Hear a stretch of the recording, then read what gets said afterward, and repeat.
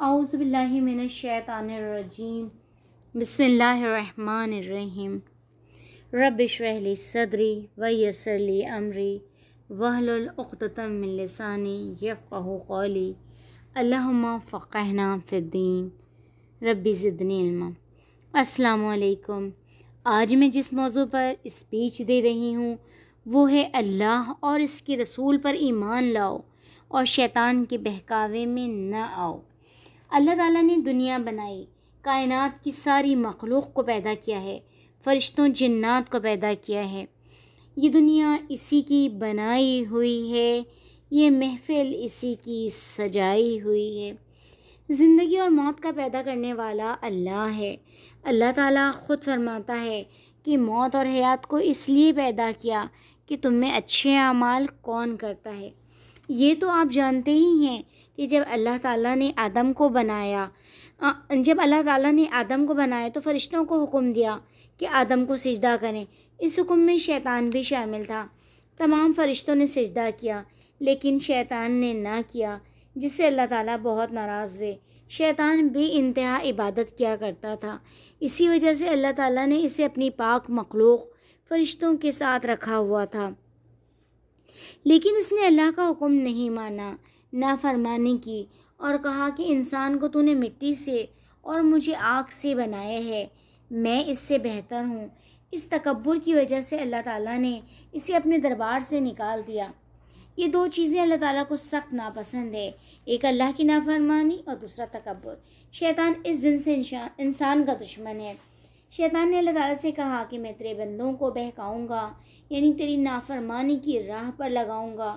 اللہ تعالیٰ نے کہا جو میرے بندے ہوں گے وہ تیرا کہنا نہیں مانیں گے۔ قرآن مجید میں ایک جگہ اللہ تعالیٰ فرماتا ہے کہ شیطان نے اپنا گمان سچ کر دکھایا، مومنوں کے ایک گروہ کے سوا سب اس کے پیروکار بن گئے۔ یہ سورہ سبا کی آیت نمبر 20 میں ہے اور یہ 22ویں پارے میں ہے سورہ سبا۔ اللہ تعالیٰ نے حضرت آدم علیہ السلام سے کہا کہ جنت میں آرام سے رہو، ہر چیز مزے سے کھاؤ پیو۔ حضرت آدم علیہ السلام کی تنہائی دور کرنے کے لیے اماں حوا کو بنایا۔ اللہ تعالیٰ نے حضرت آدم علیہ السلام کو کہا کہ اس درخت کے پاس نہ جانا، باقی پورے جنت میں گھومو پھرو۔ شیطان تو ہے ہی ازلی دشمن، اس نے آدم علیہ السلام کو بہکایا اور آدم علیہ السلام نے اس درخت کا پھل کھا لیا۔ پھل کھاتے ہی حضرت آدم علیہ السلام اور حضرت حوا کا جسم برہنہ ہو گیا اور وہ بہت شرمندہ ہوئے۔ شیطان نے انہیں اس طرح جنت سے نکلوا دیا کیونکہ انہوں نے بھی اللہ تعالیٰ کی نافرمانی کی تھی۔ اللہ تعالیٰ نے انہیں دنیا میں بھیج دیا۔ حضرت آدم علیہ السلام نے رو رو کر اللہ تعالیٰ سے معافی مانگی، اللہ تعالیٰ نے معاف کر دیا۔ اللہ تعالیٰ نے حضرت آدم علیہ السلام سے کہا کہ ایک وقت تک تم اور تمہاری اولاد دنیا میں رہے گی اور پھر میں سب کو موت دے کر پوری دنیا ختم کر کے سب کا حساب کتاب لوں گا۔ دیکھو میری نافرمانی سے بچنا، تمہاری اولاد میں سے جو اچھے اعمال کرے گا اس کو جنت میں ڈال دوں گا، باقی سب کو شیطان کے ساتھ جہنم میں ڈال دوں گا۔ اللہ تعالیٰ سے شیطان نے مہلت مانگی، اللہ تعالیٰ نے اسے مہلت دی جو قیامت تک انسانوں کو بہکاتا رہے گا۔ دنیا کا سب سے پہلا قتل حضرت آدم علیہ السلام کے بیٹے حابیل کا ہوا، جو ان کے دوسرے بیٹے قابیل نے کیا تھا۔ حابیل نیک تھا اور اس کی شادی خوبصورت لڑکی سے ہونا تھی، یہ اللہ کا حکم تھا، مگر قابیل یہ چاہتا تھا کہ اس کی شادی اس خوبصورت لڑکی سے ہو جائے۔ حضرت آدم علیہ السلام نے کہا کہ قربانی کر لو، جس کی قربانی قبول ہو گئی اس کی شادی خوبصورت لڑکی سے ہو جائے گی۔ اس زمانے میں اللہ تعالیٰ نے قربانی قبول کرنے کی یہ نشانی رکھی تھی کہ اللہ تعالیٰ کی طرف سے اچانک آگ آتی تھی اور جو لوگ قربانی کی نیت سے جو چیز اللہ کی راہ میں رکھتے تھے آگ اسے نکل کر کھا جاتی تھی اور اس کے بعد آگ غائب ہو جاتی تھی۔ چنانچہ حابیل کی قربانی قبول ہو گئی اور قابیل کی نہیں ہوئی۔ قابیل نے پھر بھی اللہ کے حکم کی نافرمانی کی اور حابیل کا قتل کر دیا تاکہ خوبصورت لڑکی سے اس کی شادی ہو جائے۔ یہاں پہ شیطان بہکانے میں کامیاب ہو گیا۔ پھر اسی طرح وقت گزرتا گیا، نسل انسانی پھیلتی گئی اور جب لوگ گمراہ ہونے لگے اللہ نے اپنے پیغمبروں کو بھیجا۔ پیغمبر کہتے ہیں پیغام پہنچانے والے کو۔ اللہ تعالیٰ نے ہمیشہ انسانوں میں سے ہی پیغمبروں کو بھیجا، لیکن جن کو بھیجا وہ ان تمام لوگوں کی بنسبت بہت زیادہ نیک اور معصوم اور سچے ہوتے تھے، اور یہ بات وہ سب لوگ بہت اچھی طرح جانتے تھے۔ مگر اس بات کی جلن کہ انہیں پیغمبر کیوں بنایا، ہمیں کیوں نہیں بنایا، ہر پیغمبر کو جھٹلاتے تھے کہ تو ہمارے جیسا ایک عام انسان ہے، اللہ تعالیٰ نے تجھے کوئی حکم نہیں دیا، ہر پیغمبر لوگوں کو یہی تعلیم دیتے تھے کہ لوگوں ایک خدا کی عبادت کرو اور اس کی نافرمانی سے بچو۔ یہ لوگ نہ مانتے تھے، صرف کچھ لوگ ایمان لاتے تھے اور باقی سب کو شیطان بہکا دیتا تھا۔ نتیجتاً پوری قوم پر اللہ تعالیٰ عذاب نازل کرتا اور وہ قوم ہلاک کر دی جاتی، کیونکہ انہوں نے اللہ تعالیٰ کی نافرمانی کی ہوتی۔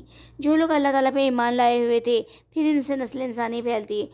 آج تباہ شدہ عذاب والے شہر زمین کے اندر سے نکال کر دریافت ہو رہے ہیں جن پر اللہ کا عذاب آیا۔ آپ سب جانتے ہی ہیں کہ موئنجودڑو اور ہڑپا کی تہذیبوں کو، جو ایک زمانے کے بعد زمین کی کھدائی کے بعد نکلی۔ طوفان نوح کے بعد جب نسل انسانی پھیلی تو پہلی نسل تو عبادت گزار تھی، اللہ سے ڈرنے والی تھی، لیکن جب ان کی نسل چلی گئی تو ان کے بعد کے لوگوں نے ان نیک لوگوں کی تصویریں بنا لی کہ ان لوگوں کو دیکھ دیکھ کر ہم اللہ تعالیٰ کے حکم کی فرمانبرداری یاد رہے گی۔ پھر دوسرے لوگوں نے کہا کہ تصویریں تو خراب ہو جاتی ہیں، مجسمے بنا لو، یہ خراب نہیں ہوں گے، اس سے یہ نیک لوگ ہمیں یاد رہیں گے کہ انہوں نے کہا تھا کہ اللہ کی نافرمانی نہ کرنا۔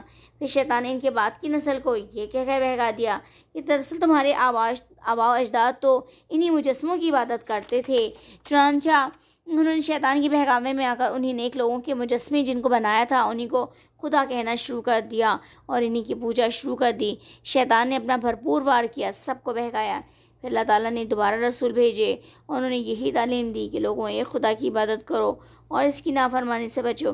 اس طرح پوری دنیا میں رسول آئے، انہوں نے ایک ہی تعلیم دی۔ ہم نے سلسلے میں فرمایا ہے کہ اللہ تعالیٰ نے دنیا میں 1,24,000 پیغمبر بھیجے، بہت سارے صحیفے بھی بھیجے۔ صحیفے سے مراد اللہ تعالیٰ کے حکم والی کتابیں ہیں۔ اللہ تعالیٰ نے 4 مکمل آسمانی کتابیں نازل کیں، توریت، زبور، انجیل اور آخری کتاب قرآن مجید۔ ہر کتاب میں لوگوں نے اپنا فائدہ نکالنے والی باتیں شامل کر لیں، یعنی اس میں ترمیم کر دی، لیکن قرآن مجید کے بارے میں اللہ تعالیٰ کا وعدہ ہے کہ اِنَّا لَہُ لَحَافِظُونَ، بے شک ہم نے اس کی حفاظت کا ذمہ لیا ہے۔ شیطان ہر دور میں بہکاتا رہا ہے اور بہکاتا رہے گا۔ حضرت محمد صلی اللہ علیہ وآلہ وسلم کی امت آخری امت ہے، یعنی دنیا کے سارے انسان، چاہے وہ ہندو، سکھ، عیسائی، ستارہ پرست یا یہودی ہوں، جو کوئی بھی ہوں، وہ حضرت محمد صلی اللہ علیہ وسلم کی امت میں ہیں، چاہے وہ اللہ اور اس کے رسول حضرت محمد صلی اللہ علیہ وآلہ وسلم کو مانے یا نہ مانے۔ اچھے شیطان کی چالاکیاں دیکھیے۔ نان مسلم کو اللہ کے سوا یعنی ماں سوا کا پجاری بنا دیا، یعنی اللہ کو چھوڑ کر بتوں کا پجاری بنا دیا، یا پھر اس بات کا حامی بنا دیا کہ وہ ایک اکیلے واحد خدا کو نہ مانے بلکہ اس کے ساتھ اس کا پارٹنر بھی مانے، یعنی نان مسلم کو اس بات کا پیروکار بنا دیا کہ ایک واحد خدا کو چھوڑ کر اس کے ساتھ اور بھی خدا مانے، جیسے کہ یہ لوگ جو ہیں حضرت عیسیٰ علیہ السلام کو خدا کا بیٹا مانتے ہیں، ان کو بھی خدا مانتے ہیں، پھر ایک اللہ کو بھی مانتے ہیں، اور ساتھ میں ان کی جو بی بی مریم ہیں، ان کی والدہ ہیں حضرت عیسیٰ علیہ السلام کو، ان کو بھی خدا مانتے ہیں، یعنی 3 خدا انہوں نے بنائے ہوئے ہیں۔ اور پھر اللہ تعالیٰ نے فرمایا کہ میں انسانوں سے 70 ماؤں سے زیادہ پیار کرتا ہوں۔ تو شیطان نے یہ بہکا کر کالی دیوا کی پوجا شروع کرا دی کہ کالی دیوی ہماری ماں ہے اور وہ بھی خدا ہے۔ شیطان کے بہکاوے کی وار دیکھیے۔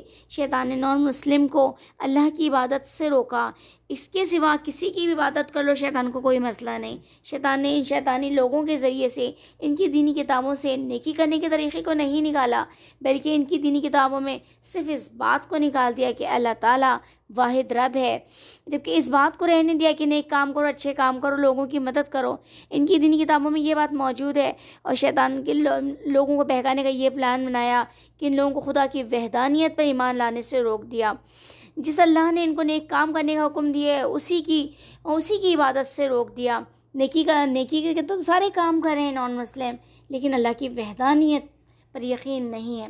آپ سے ایک بات شیئر کروں گی کہ انڈیا کا ڈرامہ میں دیکھ رہی تھی، اس میں کوئی نان مسلم ہیروئن کے ڈائلاگ ہوتے ہیں کہ اس کی اس سے ماں کہتی ہے کہ اس نے اپنے بھائی سے بات کیوں نہیں پوچھی، تو وہ ہیروئن کہتی ہے میں نہیں چاہتی تھی کہ وہ جھوٹ بولے، اور میرے بھائی سے جھوٹ بولنے کا گناہ محض مجھ سے بات چھپانے کی وجہ سے ہو جائے۔ اور مسلمانوں کو قرآن میں یہی حکم ہے کہ اپنے بھائی کی ٹوہ میں نہ رہو، اس کے معاملات میں دخل اندازی نہ کرو۔ اور میں نے یہ ڈرامہ دیکھ کر اپنے دل میں کہا کہ خدا کی شان ہے، نیکی کے کام کیے جا رہے ہیں، نیکی کا اتنے ذرا سے بات کا پرواہ ہے، اور جس نیکی کرنے کا خدا واحد نے حکم دیا ہے اسی کی عبادت سے منہ پھیر لیا ہے۔ امت محمدی کے مسلمانوں کو شیطان نے کیسے بہکارا ہے اب یہ دیکھیں. ہندوؤں کو تو بتوں کا پجاری بنایا, دوسرے نان مسلموں کو اللہ کو واحد ماننے کے بجائے اس کے ساتھ شرک کرنے کا پجاری بنایا, اور مسلمانوں کو دولت کا پجاری بنا دیا ہے. صرف اللہ کے نیک بندے ہیں جو اس سے بچے ہوئے ہیں. وہی قرآن کی 22 پارے کی سورۃ سبا کی آیت نمبر 20 کا ترجمہ بولتی ہوں, جس میں اللہ تعالیٰ فرمایا ہے شیطان نے اپنا گمان سچ کر دکھایا, مومنوں کے ایک گروہ کے سوا سب اس کے پیروکار بن گئے. مسلمان ایسا پیسوں کی ہوس کا شکار ہو گئے ہیں کہ خدا کی بنا کسی مسلم سے ایک دوسرا مسلم مدد مانگ لے سوائے نہ کہ ہاں نہیں ملے گا, چاہے وہ مدد پڑھائی کے سلسلے میں مانگ رہا ہو یا پیسوں کی, یا مجھے اس جگہ کا راستہ نہیں معلوم, مجھے بھی اس جگہ کا راستہ بتا دو.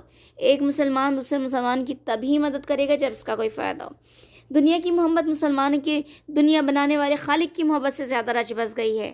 اکبر الہ آبادی نے کہا ہے مذہب نے پکارا اے اکبر اللہ نہیں تو کچھ بھی نہیں, یاروں نے کہا یہ قول غلط تنخواہ نہیں تو کچھ بھی نہیں. ترقی کی نئی راہیں جو زیر آسمان نکلیں, میاں مسجد سے نکلے اور حرم سے بیویاں نکلیں. حامدہ چمکی نہ تھی انگلش سے جب بیگانہ تھی, اب ہے شمع انجمن پہلے چراغ خانہ تھی. ان سے بیوی نے فقط اسکول ہی کی بات کی, یہ نہ بتلایا کہاں رکھی تھی روٹی رات کی. تعلیم لڑکیوں کی ضروری تو ہے مگر خاتون خانہ ہوں صبا کی پری نہ ہوں. ہم ایسی کل کتابیں قابل ضبطی سمجھتے ہیں کہ جن کو پڑھ کے لڑکے باپ کو خبتی سمجھتے ہیں. تم شوق سے کالج میں پڑھو پارک میں پھولو, جائز ہے غباروں میں اڑو اور چرخ پہ جھولو, پر اتنا سخن بندے عاجز کا رہے یاد, اللہ کو اور اپنی حقیقت کو نہ بھولو. ہم نے بچپن سے سنا علم حاصل کرو تو ساتھ میں عمل بھی کرو ورنہ علم حاصل کرنا بیکار ہے. حضرت شیخ عبد القادر جیلانی رحمۃ اللہ نے جو خطبات اپنے معمورہ میں 545 میں دیے, آج سے 1000 سال پہلے یعنی 541 چل رہا ہے. حضرت شیخ عبد القادر نے فرمایا ہے کہ علم حاصل کرو اور عمل کرو اخلاص کے ساتھ. اخلاص کیا ہے اس کا مفہوم الحمدللہ حضرت جنید بغدادی کے قول سے پتہ چلا. حضرت جنید بغدادی نے کہا میں نے ایک حجام سے اخلاص سیکھا. میں بال بنوانے کے لیے بچپن میں ایک حجام کے پاس گیا, ایک بہت ہی امیر آدمی کا بال بنا رہا تھا. میں نے کہا خدا کے لیے میرا بال بنا دیجیے. وہ حجام اس امیر آدمی کا بال چھوڑ کر میرا بال بنانے لگ گیا, اور میرا بال بنانے کے بعد ایک کاغذ میں کچھ ریزگاری لپیٹ کر دیا اور کہا کہ اس کو استعمال کر لینا. میں نے وہ لیا اور چل پڑا. راستے میں میں نے سوچا کہ جیسے ہی مجھے کچھ رقم وغیرہ ملے فوراً اس حجام کی خدمت میں پیش کروں گا. چنانچہ آگے چل کر کسی نے ایک اشرفیوں سے بھری تھیلی دی. میں وہ لے جا کر حجام کے پاس گیا اور اسے دی. اس نے لینے سے انکار کر دیا اور کہا کہ خدا سے حیا کر, میں نے تمہاری مدد اللہ کے لیے کیا, اور جو کام اللہ کے لیے کیا جاتا ہے اس کا معاوضہ نہیں لیا جاتا. حضرت جنید بغدادی کا یہ واقعہ میں نے بیان کیا ہے.